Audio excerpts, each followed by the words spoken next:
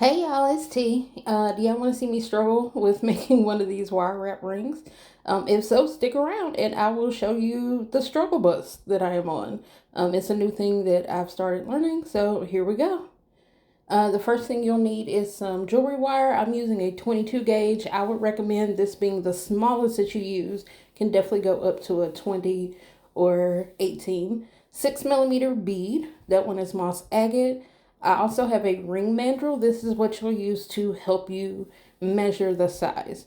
And then I'm using some pliers. These are my wire cutters that are kind of flush. I would definitely recommend getting some flush cut ones.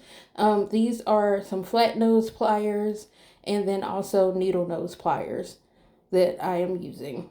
All right, so first we are going to cut the wire.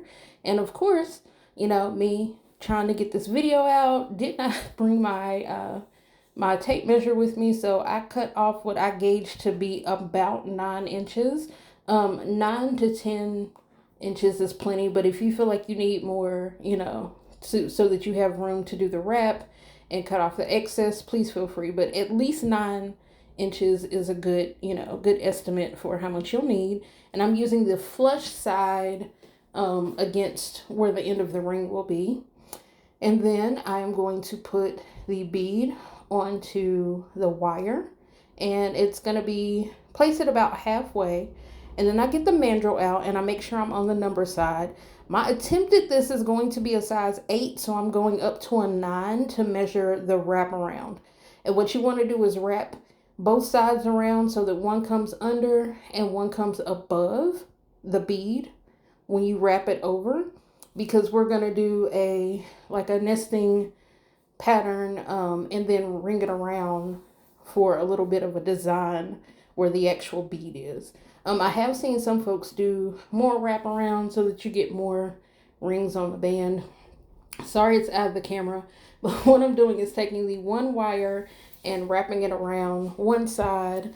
You do have to keep adjusting to make sure that you have that enclosed bead there. Yeah, so that is what I'm doing. I'm doing a single wrap around each side so that I have an idea of what I'm going to do, and it's at least a little more secure. And then I'm going to continue wrapping around. You can do as many wraps as you would like. I'm going to do 3 wraps on each side just to make sure that it is where I want it to be, and it kind of gives it a nice simple design so that it's cutesy but without being too overly done up. Again, the reason that I have the flat noses, and you'll see that in a minute, is sometimes it helps to have a set of tools or a set of pliers that can help tighten the wire without it getting too messy. Um, if that helps, but you want to make sure you push the wraps as close to the bead as possible to give it a more secure, stable.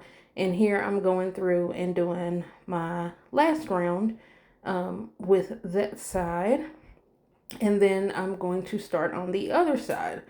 And again, you don't necessarily have to use all of these tools. The ones that you do need definitely are going to be wire cutters, and then you'll want the needle nose, and you'll see why after I finish wrapping around. Again, sorry this is out of the angle. I was using a different tripod to try to record this, and yeah, some stuff might have gotten clipped out. Sorry about that.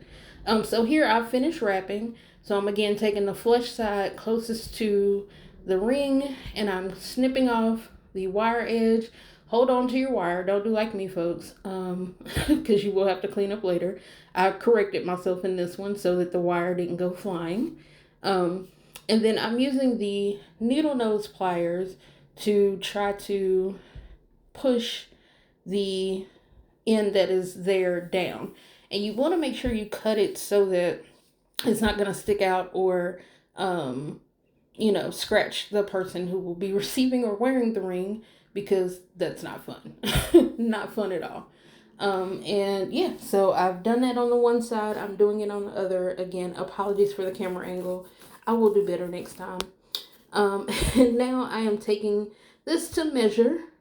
And this one ended up coming in between an 8 and a 9. So I am satisfied with the work that I did on it.